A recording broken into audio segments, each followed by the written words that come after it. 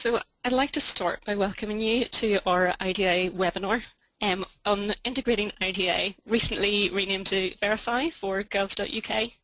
Let me start by introducing ourselves. I'm Aislinn McBride, a Solution Architect for Kainos, and with me I have Neil Granton, a Technical Architect for Kainos. Both of us have been really heavily involved in advising on and integrating Verify with the citizen-facing solutions for government departments, including some recent digital exemplar programs. We also have with us Ronan Guy from DVLA, who's been involved in integrating the Verify solution with their view driver record solution. Within this webinar, I'll give a short introduction to the vision for Verify. Neil's going to go into quite some detail on its key features, and both Neil and Rowan are going to talk about their experience of integrating IDA within the various government departments to date. And finally, Neil is going to really focus on some of the real challenges around integrating IDA and some of the factors to really ensure you maximise the benefits that it can bring. Feel free to submit questions as we talk through the webinar, and we'll take some time right at the end to respond to these.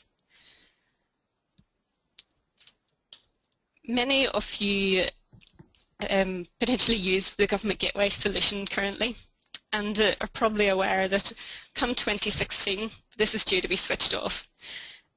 The Government Gateway solution provides an authentication mechanism based on key facts, and Verify is designed to replace that solution, although it's really more of an evolution than a replacement, focused primarily on addressing some of the challenges around citizen identity and really understanding and verifying that online.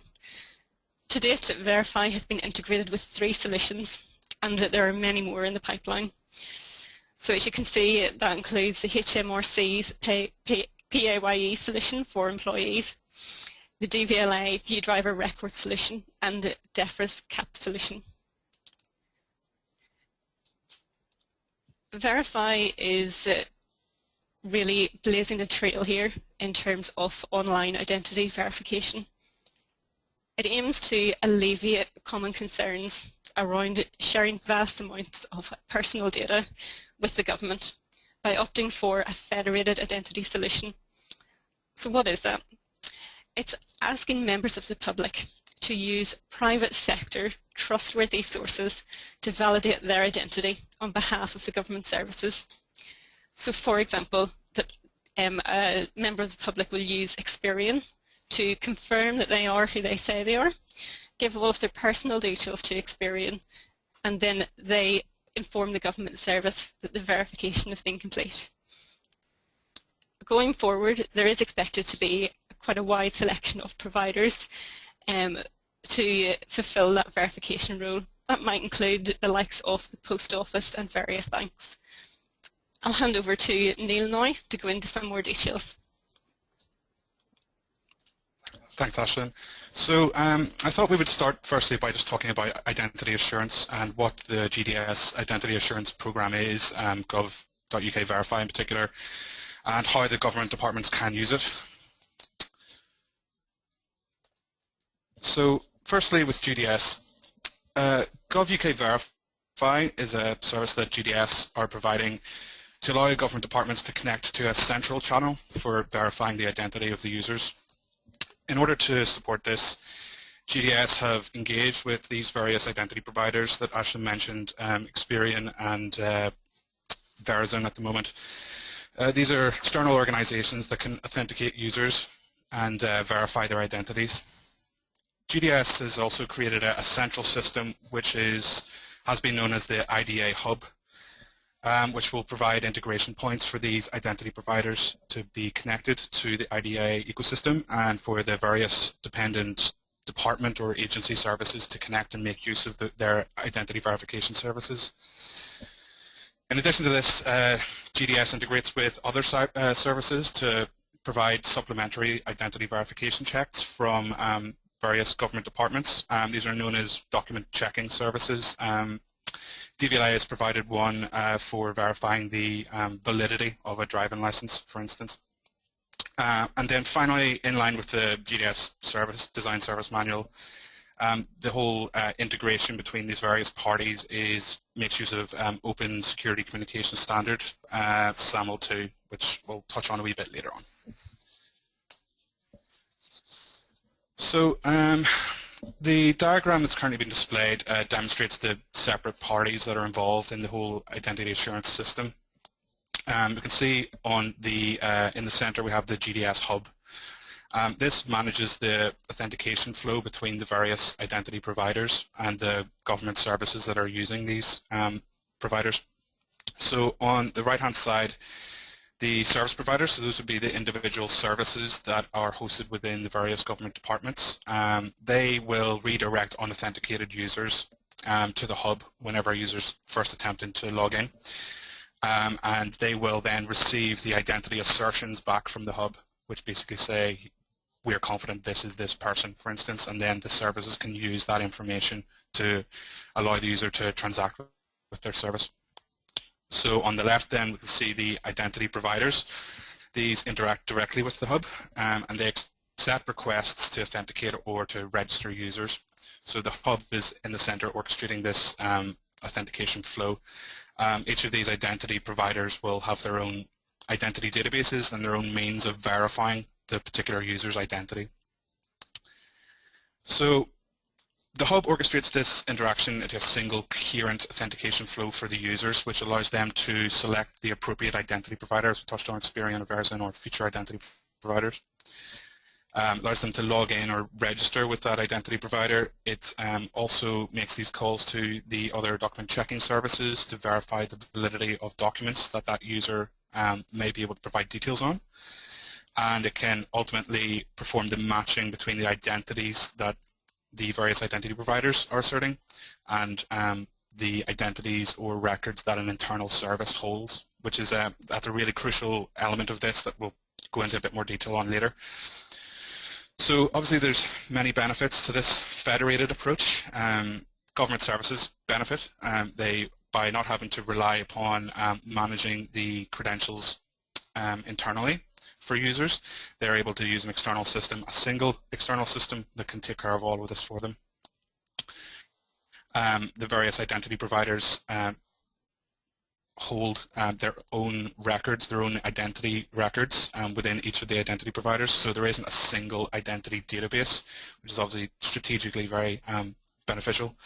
And it's secure by design, basically by having these identity providers not holding all of the data, having nowhere where the single database is stored. Security is just much better than any potential single monolithic system that is trying to manage this. Additionally then, just because of the distributed architecture of the system, the identity providers can be expanded as time goes on as the needs of IDA or verify change, which can potentially provide new identification options, new identity types that can be assured over time.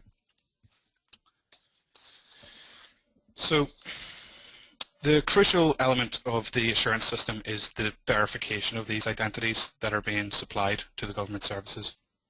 Each individual identity provider is responsible for verifying the identity of the user when they're interacting with that user, when they're registering and logging in. The identity providers request a set of identity evidence during registration, including valid document details and standard identity supporting evidence that you might expect to the identity provider. The identity then performs some background checks on this identity to ensure that it is consistent across the various records and with the internal records that that particular identity provider holds, in particular their internal activity records, so they can assert a degree of assurance to the verify system. That's the degree of assurance is an important point that again we'll touch on in a wee bit. The identity providers will then provide registered users with identity credentials. So these are specific to the identity provider that allow the user to log in after they've already registered. Verify supports the assertion of a range of assurance levels that the identity providers can supply. These levels of assurance are determined by the depth of the verification provided by the IDP and the different strengths of those supporting credentials that the users use to log in to the identity provider. So given this range of assurance that can be provided by the different identity providers, the government services can make use of that to basically say, a government service demands a particular minimum level of assurance that a person is that person whenever they're interacting with their service. Obviously that can be tailored depending on the service. If the service absolutely requires it, there is extensive background checks to ensure that the person is logged in, and potentially multiple authentication options are used to ensure that they're logged in using different devices, for instance. Then that service can demand that level of assurance. Okay. So when deciding to integrate with Verify, there are a number of factors that a department must consider up front. Firstly, you must consider where identity assurance is actually needed within your services. To what degree your services require identities to be authenticated as well, so this level of assurance I've talked about. And what is the particular user base of your services and how are those supported by Verify? Secondly, it's important to understand how your services can make use of the identities asserted by the IDPs. IDP identities need to be associated in some way with the identities or data records that are held within each service. And it's the responsibility of each department to understand how to perform that matching between their records and the Verify records. And finally, you must implement these integration components to manage the authentication flow between your services and the IDA hub, designed to support all of the services that will be relying on IDA for authentication. So you may have a single central authentication system that manages many services within your department and a single point of contact with the IDA hub, potentially. But what do you get for doing this then? As sort of mentioned earlier, the key benefits for a department are that the managing of user credentials and the managing of the verification of identity is taken care of by an external system. This obviously reduces the overhead on the departments and it removes the risk of having to store and manage sensitive identity data. So that's identity assurance, I guess, in a nutshell. I'm going to run briefly through slightly more detail of how to actually integrate specifically with GovUK Verify. So integrating with the Verify service consists of a number of steps. It's known collectively as the onboarding process for a service to onboard with this, with Verify.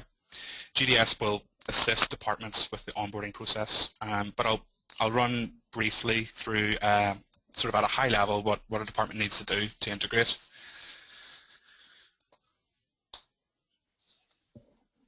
So firstly, it's important that a department understands exactly what role Verify will play within their environment, within their department. There's various things that need to be considered. Firstly, which services will actually make use of Verify. Typically, any service that allows UK citizens to transact with a service are good candidates for Verify integration. Also need to understand the deadlines for the integration for each service. So, for instance, new greenfield services may need to be integrated in order to go live because they're using Verify as their primary authentication mechanism. Legacy services equally may need to be migrated before the government gateways shut down in 2016. Also need to understand what level of assurance is required for each service. Slightly touched on this earlier, but it's not necessarily the same for every service. Depending on how the users are transacting, you may not require the same level of assurance for each one. So GDS have published guidelines for trying to determine that, and that's something that will typically be brought out during the onboarding process as well. Also need to understand what types of users, so what types of actors or roles are users going to have when they're interacting with your services, and does that affect how they can authenticate? So for instance, if they're maybe internal users, they may need to supplement additional credentials to verify that they have a particular elevated authentication level to perform certain tasks. So that's something you need to consider. Also need to consider what data sources each of those services depend on. So do those data sources have a way to be exposed by each of the services so that they can be matched centrally, for instance? Do you need to aggregate all of those data sources? Potentially do you need to perform some form of data cleansing, deduplication, potentially fuzzy matching, which we'll come on to in a wee bit here. So secondly, preparing and cleansing the identity records. You need to make these available for the matching process. Whenever an identity is asserted by Verify, it needs to be matched in an internal record, but if you have many different data sources, one for each service, for instance, that you host, then you may want a centralized system where you aggregate all of these records together, clean them up potentially, and you might need to manage those data sources in some way as well. I'll touch on more towards the end what tools potentially you could be looking at to manage this data. So thirdly, developing a transition plan. It's obviously beneficial when a department is attempting to integrate a number of services over to Verify. For example, when you're migrating these services over from Government Gateway, you may need to do this in a phased approach where you would identify the prioritization of what services need to be onboarded with IDA, Verify, and implement them in that order. Obviously, there's a certain amount of reuse that you can then gain if you design your implementation in a particular way that you can bring on one service by implementing the various integration points and the matching service and the data sources, and then new services can come online in future relatively straightforward. Finally, implementing matching logic is another big topic that needs to be covered. Slightly separate from the implementation of the integration points, which are purely a technical task. Implementing the matching logic should be driven by the business rules effectively for what's acceptable when attempting to match a record. So for projects we have integrated, we started with quite strict matching rules, basically saying John Smith at such and such an address needs to exactly match a record that a service holds. And then potentially you can, over time, tweak those matching rules to find the perfect balance between ensuring that you're authenticating the correct person and ensuring that you're getting a high level of matching overall. Okay. So this diagram here really highlights the three integration points that any service will need to implement in order to integrate with Verify. So firstly, the service must provide a mechanism to kick off this authentication flow. So whether this is a user-selected option on a web front end of your service or of a landing page across the department or something like that, or potentially even an automatic redirect to the IDI hub if the user is not already authenticated. They need to redirect the user to the hub in order to start the authentication flow. That redirect also it's not quite as simple as just a redirect. We also need to pass some metadata along with that request to the hub to assure the hub that they're coming from a valid service and it's a recent request, so that there's some security control over this authentication flow. So that's all based on the SAML2 standards and the mutual authentication that you would be implementing, and that's something that would come to light as you're working through the onboarding process with UDS. So once the user has been redirected to IDA, they would select an identity provider and they would log in or register with that identity provider. At that point, IDA, Verify, knows who that person is. So they need to, at that point, tell the service they were logging in as who they are. This is done through what's known as the matching flow, the matching process. So a standardized set of identity attributes such as names, date of birth, gender, addresses will be sent securely from that hub to a specific service hosted within your department. Additionally, the hub might request additional attributes on top of what's been supplied by the identity provider, which are specific to your service. This is all in the aim of being able to find a record within your service that they can match that record to.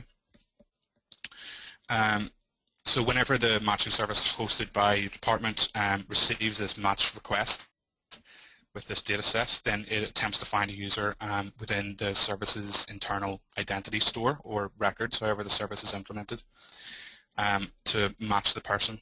And if they're successful, then they can tell the hub, yes, we found a person that matches that description, and they store a link between the IDP asserted identity and the service's identity. And they return and say, yes, that was fine. And the flow is returned back to the IDA hub on the right-hand side there. At this point, the hub will send the user back to the original service front end again with a particular unique ID from the identity provider. This is the ID that can be linked and associated with a service account. So whenever the user comes back into the front end with this particular unique ID, they can look up the link that was created there in step 2 and use that record to log the user in or allow them to transact with the identified data.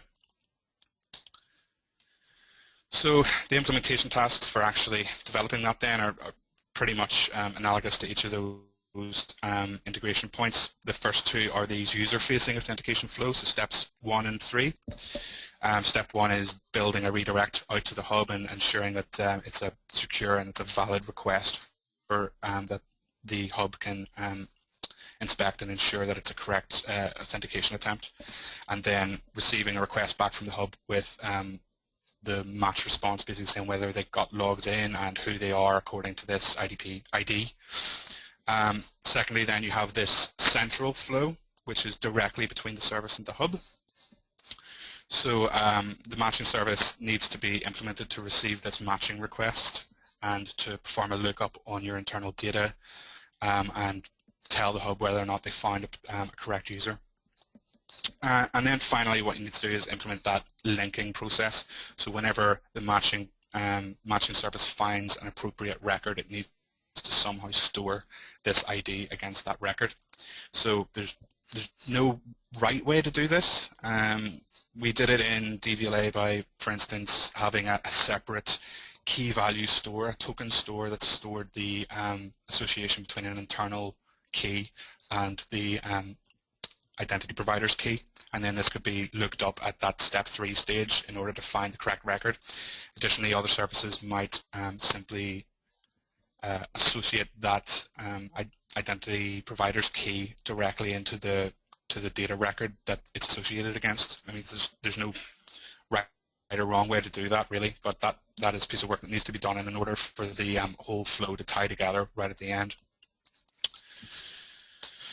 Okay, I'm going to hand over to Rowan Guy, who's going to talk about the DVLA View driving license implementation of IDA. Rowan? Okay, Neil, are you driving the slides or do you want me to? Yeah, I'll drive them. Okay, so just as a quick introduction here on View driving license, this is one of the 25 digital exemplars. I'm the service manager for this service, and what it's effectively trying to do is provide users with access to information on their driving license. So it'll contain the personal details that you hold. It'll contain information on how long your license is valid for. It also then includes information on any entitlements you've got to drive, whether they're full entitlements or provisional entitlements. And we've also then got information if you've got any penalty points or had any disqualifications in the past, and all the information relating to that. So what this does, it provides the user with immediate and real-time access to their information. So we go to the next slide. One of the challenges that we had in providing this type of service to the public was providing an effective authentication mechanism. So when you're providing personal information on entitlements to drive and penalty points and the like, some of this can be classified as sensitive personal data. So we had to strike the balance between providing something that was available and easy to use, but also safeguarding the access to the public's or the data that DVLA holds on the public. So what we did was we agreed with our information assurance colleagues and policy colleagues a process whereby for the initial beta stage and taking us into the live stage of the service is an interim solution where we're reusing a link that DVLA's got to the Department for Work and Pensions and HM Revenue and Customs, where we'll be capturing or asking the customer for their national insurance number and validating that information with DWP and HMRC together with the driver number and the postcode that's on the current driving license status. So that's very much an interim solution. What we've done is we've worked alongside the Identity Assurance Programme, as it's called, to look at how Gov.uk Verify can help us as a secondary means of authentication and eventually migrate that across to be our only solution for accessing the record. So we didn't want to hold back from providing the service to customers, so we reused services and links that we've already got, but we were very much right from day one being focused on how can we improve that, how can we make that more resilient. So why are we using IDA? Some of the bullets here can explain that. Some of the feedback that we've had from the public beta has obviously been very positive in terms of how users can access the service. We still get quite a large percentage of users who can't authenticate just using their driver number or their national insurance number. A couple of reasons for that. You might be somebody that's just a casual visitor, wanted to have a look at your record, and you don't necessarily have that information to hand, and then you go away and you might not necessarily come back. Or you might try that, you might key it in error, and then not be able to match to the record, and then not be able to access the service. And also, there is the potential that sometimes, even if you get all the information correct, because you're only using 2 data sets, it's not enough to match you to a record. So moving then to the gov.uk verify service, what we believe that will strengthen the authentication process because we're verifying ID across a number of different sources. So gov.uk verify takes things like financial information, proof that you are a resident in the UK, that you've got a footprint, that you're living here, and also validates against other information held by other government departments. So they also use DVLA to verify whether you hold a driving licence or not, but they'll also be verifying passport information. So if you're a passport holder, you'll be able to use that as a means of authenticating. So it's providing a different range of evidence to help prove identity. The other element of that is that as gov.uk Verify expands and more identity providers come on board, the anticipation is that there will be a wider range of providers who will be able to use different credentials to prove somebody's identity.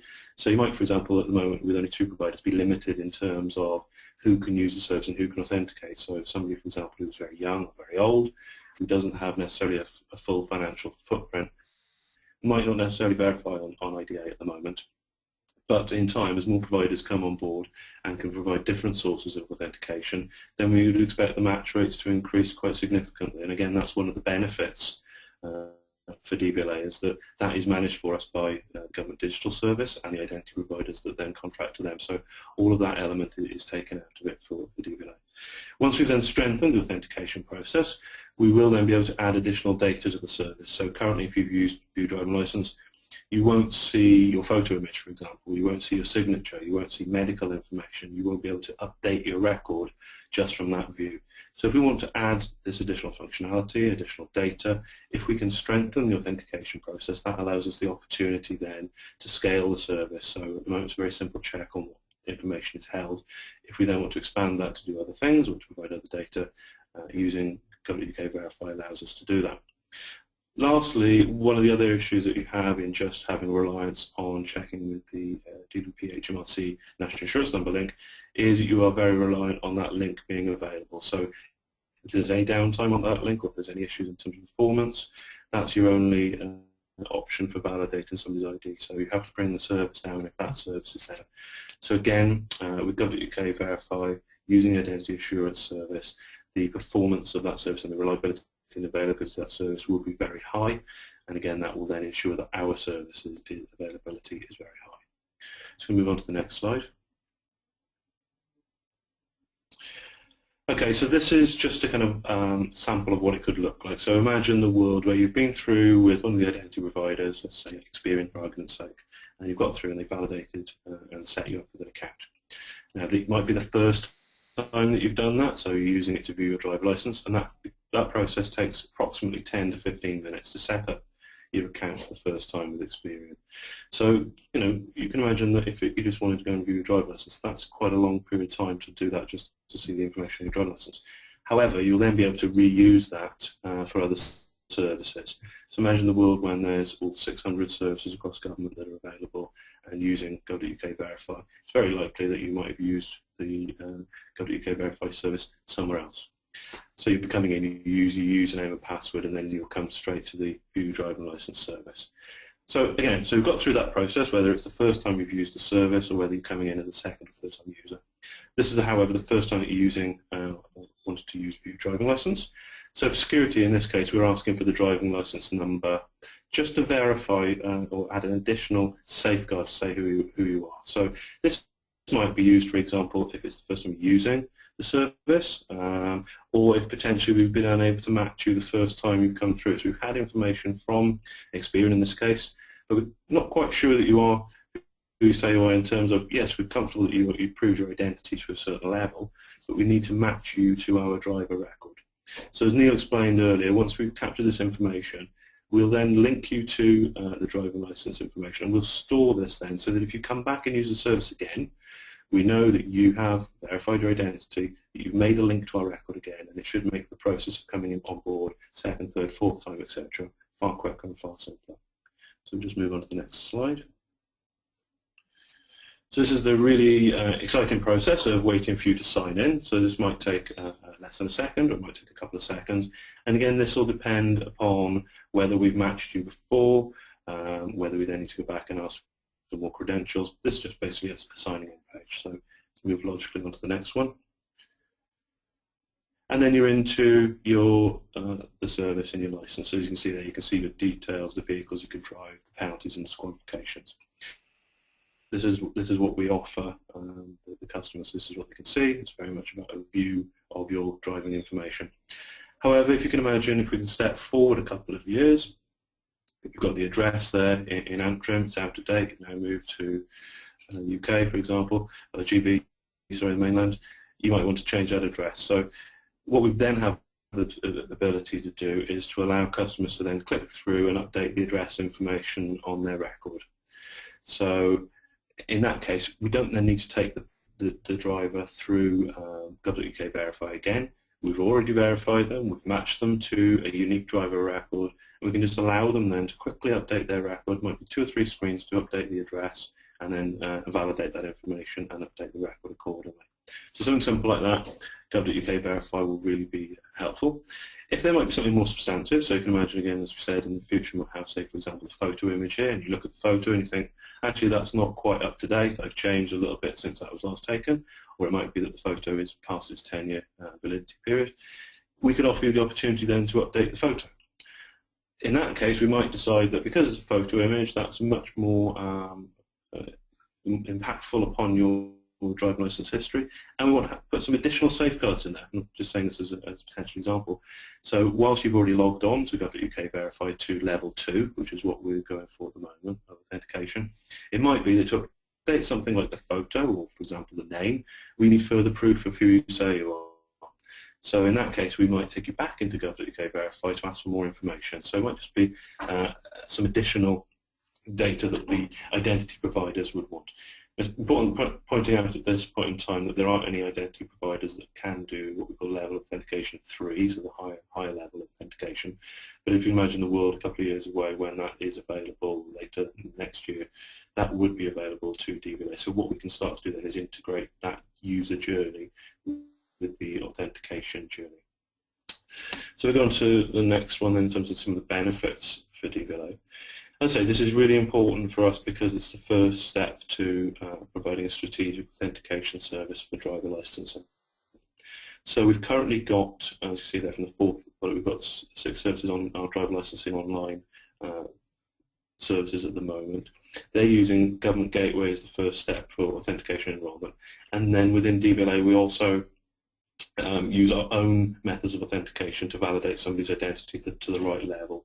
So we use checks, as I mentioned before, with DWP and with the Passport Office and with a third-party provider to give us that information that effectively gov.uk verify will give us in time. So what that means is that from the DVLA perspective, rather than us having agreements with all of those parties individually, we'll just have one agreement with Cabinet Office, GDS, gov.uk verify, and then all of that the other arrangements are between GDS and the identity providers, and then how they validate identity will meet our standards and requirements. So we as DVLA, as a government department, won't need to build all those links and all those contracts and all those arrangements and agreements and performance of those third-party providers ourselves. We effectively outsource that to GDS to do that on our behalf. But also then critically, I think, from the user journey experience, whether you're applying for a driving license or benefits or something to do with tax or any other government service that requires identity assurance, it's a seamless journey, it's a consistent journey. And I think what that will eventually give us as well is greater public confidence in using digital services within government. So we know that there's been some potential issues with websites pretending to be DVLA and other government departments. By having that consistent user experience of this is how you verify, this is how you authenticate, again, that's another kind of important step for us in reducing fraud and abuse of the services. So as mentioned as well previously, we've built as Neil mentioned, we've built a matching service to link the confirmed identities through gov.uk Verify to a driver record. So we can reuse that matching service for other services that come on board on driver licensing. So that's really important for us, and then we can learn from that as we expand out and extend this to other services. We can also, as I mentioned earlier, reduce the cost of authentications, and the cost for us is in terms of connecting to the GDS gov.uk Verify hub, and as well, an important first step to migrate away from Government Gateway. I think in terms of the approach that we've taken, I think it's probably important, and it's covered on the slides, it's really, we're taking this one step at a time. So we're using on our example services. So this is a new service. It's got its own authentication method, which we've explained earlier with DWP and HRC. But we're trying how gov.uk Verify works in this space. So it allows us to test things. So whilst we've tested how we set it up and how we do the matching service, we can also test how our users are reacting to the service as well. So we're taking a very slow burn approach. So initially we've done a couple of private betas within DVLA and other government departments who asked to be part of the private beta, limited to less than about 200 people actually all told, just to try out how does the service flow, what's the feedback from you as a user, imagine you're a user outside of government doing this at home, what's your experience like, how long does it take, what's the kind of pitfalls you've had, what things you do say were good, what things could you improve. But we're also then looking at how those match rates and success rates correlate to what we've got currently with the DWP HMRC link. So what we can do from that then is we can identify whether using gov.uk Verify is a better service for us in terms of match rates. If it isn't, we've got time then as part of the slow ramp up and use of it to kind of understand what those pitfalls are, what issues there are, and how we can improve the matching success rates. What we can also then do is try and understand what this would mean for channel shift. So whilst we explained a 10-15 minute journey if it's the first time could potentially be a barrier for users coming on board to the service. It's very much in our interest in DVLA to make that user journey as seamless and as consistent, but also as easy as possible for the user so they can get through the authentication as quickly as they can and get the service from government that they want.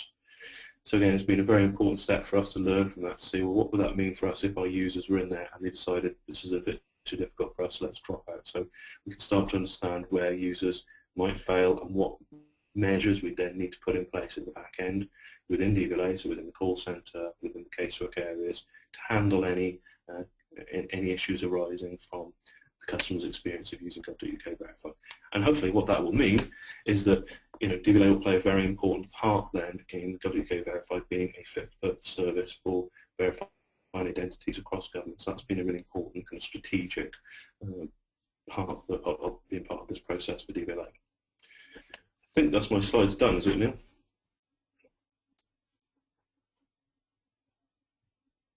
Yep, Yeah, thank you. Okay, thanks, Rowan. I'm just going to quickly run through the integration for IDA with the DEFRA Common Agricultural Policy Programme.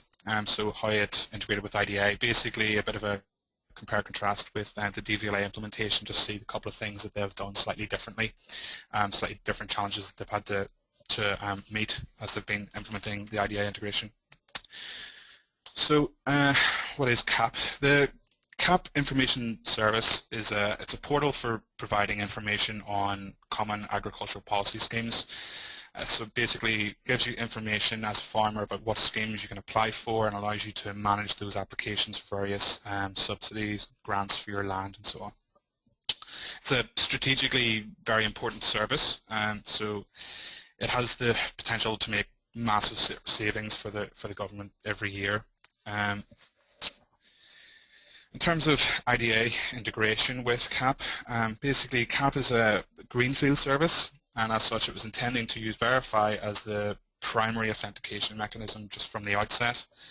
So to authenticate authenticate the citizens, such as farmers, to access the system.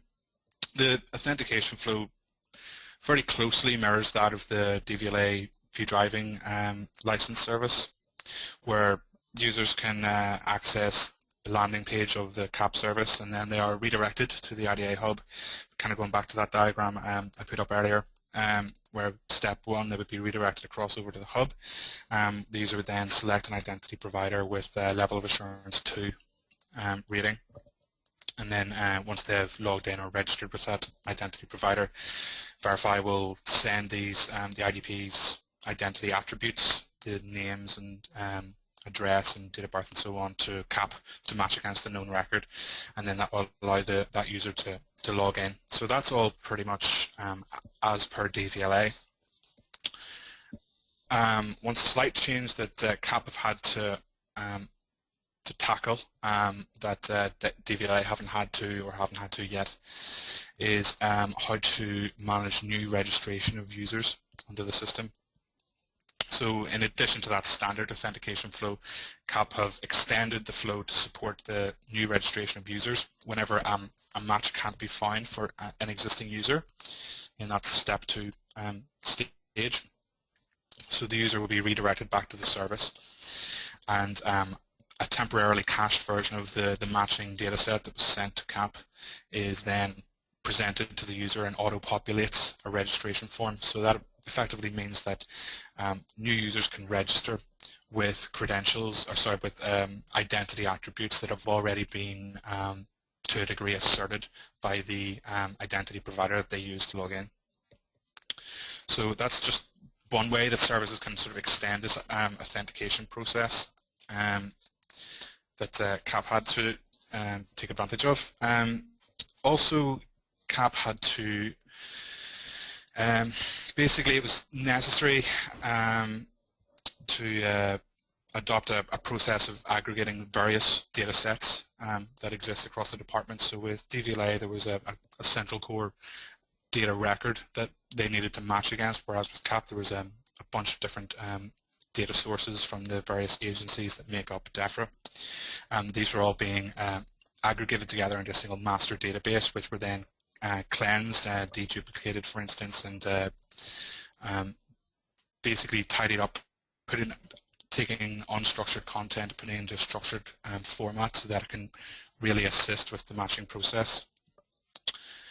On top of that then, of course, so you've got this cleansing of data in the CAP core database, but that's also being supplemented by this registration process for new users using these identity attributes that are being supplied by the identity provider, which all just ultimately helps to continually improve their data set over time.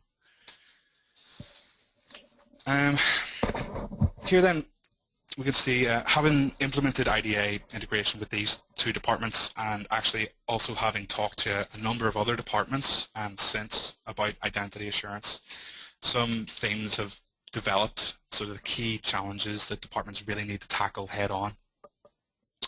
So firstly, has been mentioned a few times so far, understanding exactly what your needs are from identity assurance is crucial. You need to understand exactly what services need to authenticate with Verify and how that's supported by the existing identity providers.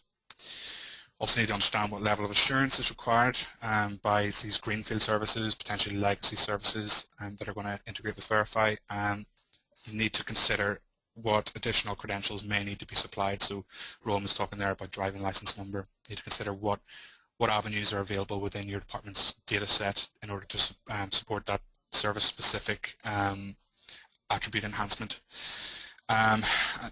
Another thing you need to consider is how you're actually going to design the implementation. So again, as Rowan touched on, that was a single service integrating with IDA. But really, if you're going to tackle this on in terms of how to migrate away from Government Gateway, which is being used across a number of services within a department or agency, then you need to design an implementation that's going to be most effective. So do you need to build a central authentication system, for instance, with central matching service and potentially federating the authentication of users across all of these services internally? That might be a thing you have to consider. It's something that's come up a couple of times that we've in our discussions with various government departments. And if you're going to do that, then potentially what tools can you take advantage of to actually speed up this implementation process? So for DVLA and for DEFRA, we've been reusing some code and developing specific services to implement this functionality, but given that Verify is based on open standards, there's actually existing tools and frameworks like OpenAM or WSO2 or Shibboleth that can actually integrate directly with the communication between your service and the hub and manage that for you. So that's a potential option you might want to consider. The next most important element of successful integration is understanding the data that your service holds. So how it can be matched against Verify assured identities. Are there identity attributes that correspond to that matching data set of name, gender, date of birth, address history that you can use to match, and what other internal attributes can a user supply to supplement that identity in order to help the matching.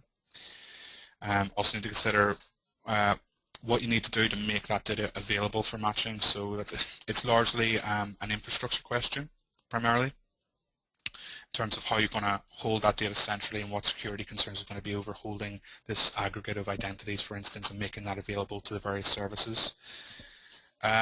Also need to consider, typically whenever you're talking about data quality, you need to consider what, how reliable, I guess, or how complete is the data set that you hold internally. So would you benefit, like DEFRA has, from a data cleansing exercise, deduplicating the records and structuring the data, so on?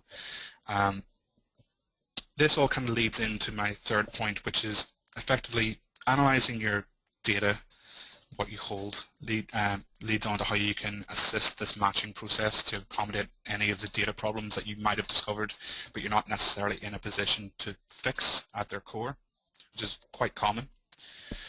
Fuzzy matching basically allowing you to cast a wider net whenever you're doing this lookup from a Verify record to find an appropriate record internally.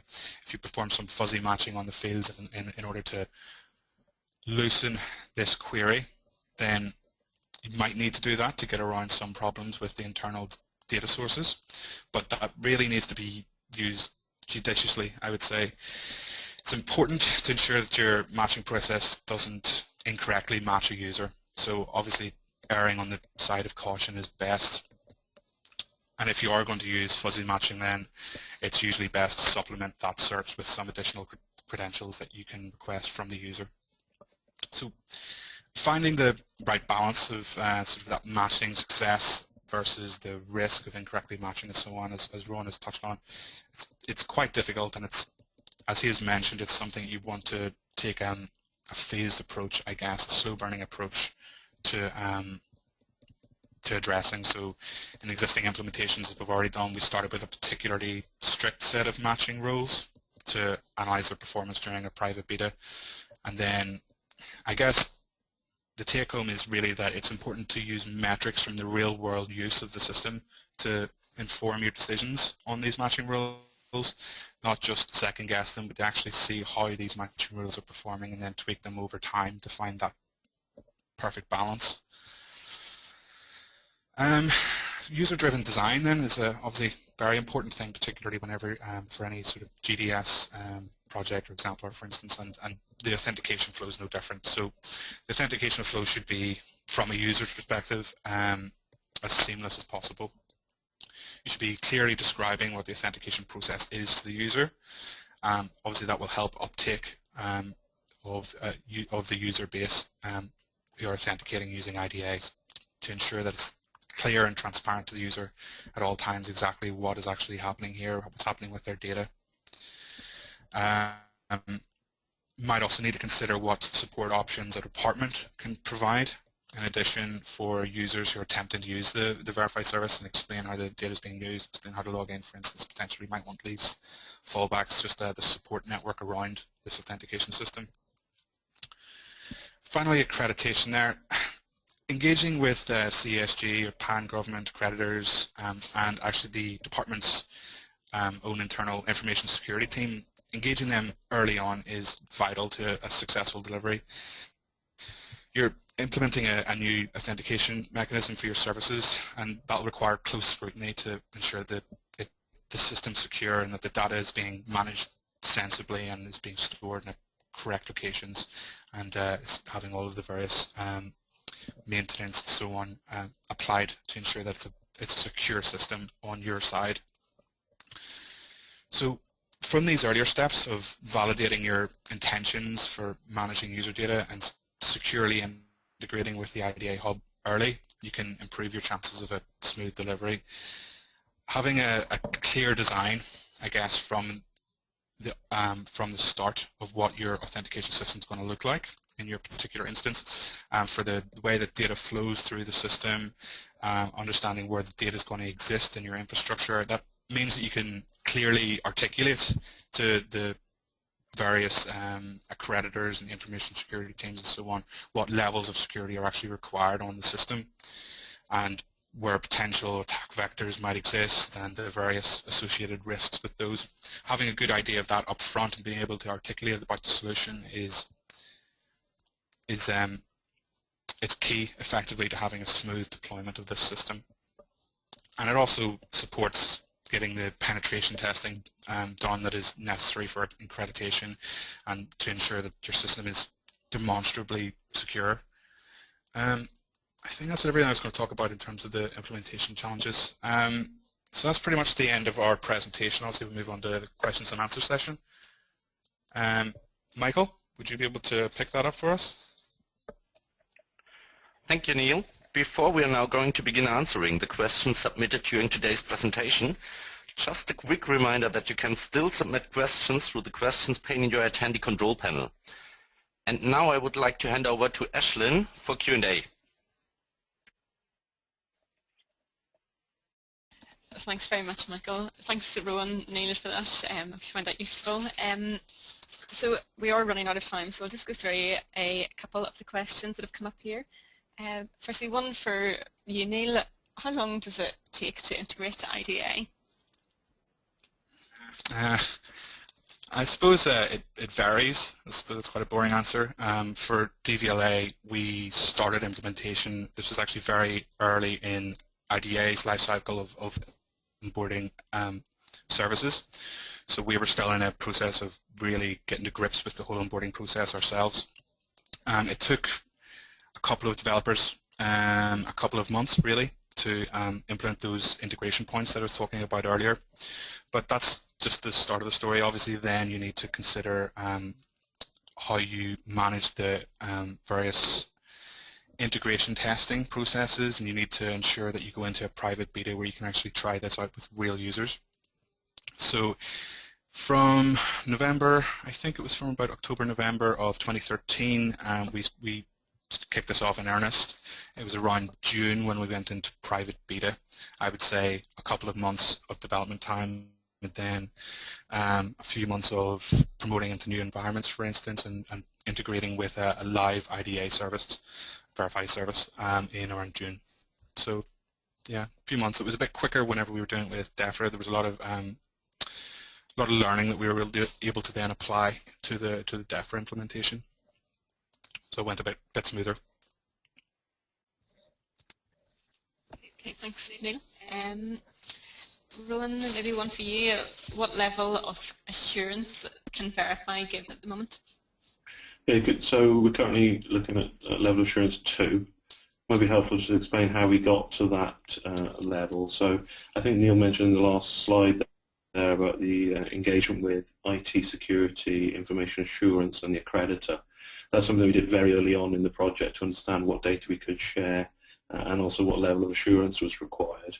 So as part of that kind of thought process, I think it's very important to look at the good practice guides that Cabinet Office have made available, the RSTOPs and the IT security information that you need to check against to give you that full picture of what level of authentication you require, and each service is going to be slightly different. Most will probably fit in with the level of assurance 2, like this one, but there will be some within DVLA, as I mentioned before, if you're changing name or having a driving license application for the first time, that will need a higher level of assurance.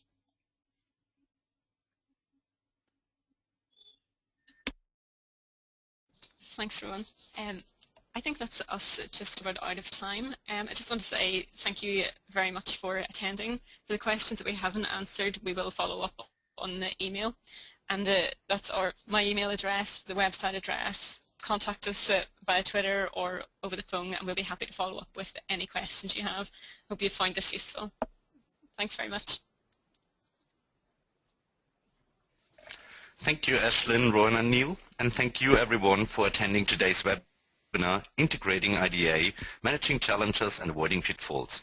You will receive a follow-up email within 24 to 48 hours with a link to view a recording of today's webinar. On